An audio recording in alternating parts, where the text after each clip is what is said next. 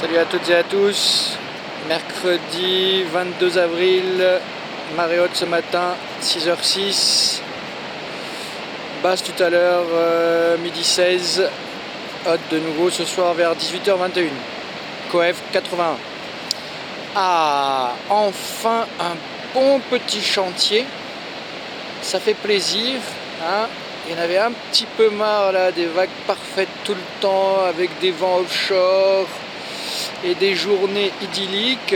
Ça fait plaisir de voir un océan bien cannelé, bien comme elle les aime, du vent onshore, du courant, des vagues dans tous les sens. Ça fait plaisir. Alors ce matin je voudrais vous parler de devenir un bon marin. Parce qu'effectivement, souvent quand j'enseigne, c'est ce que je dis à mes élèves, c'est la base. Le point de départ pour devenir un bon surfeur ou un bon bodyboarder, c'est déjà de devenir un bon marin.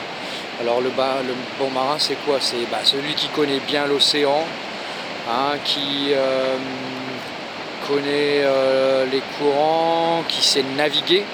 Je parle souvent de navigation dans le plan d'eau. À savoir que pour faire une bonne session, il va falloir attraper de bonnes vagues.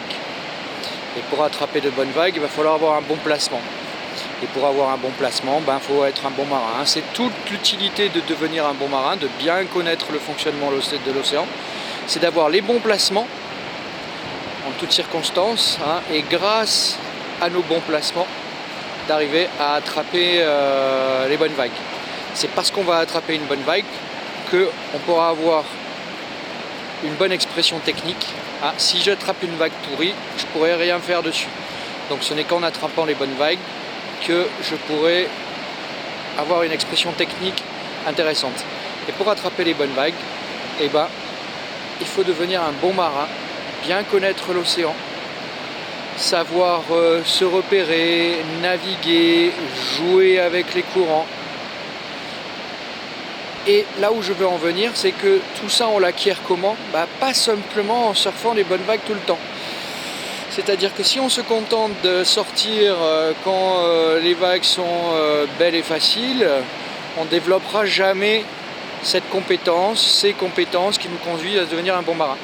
Donc moi ce que je conseille, et je les amène d'ailleurs régulièrement, c'est de surfer dans toutes conditions.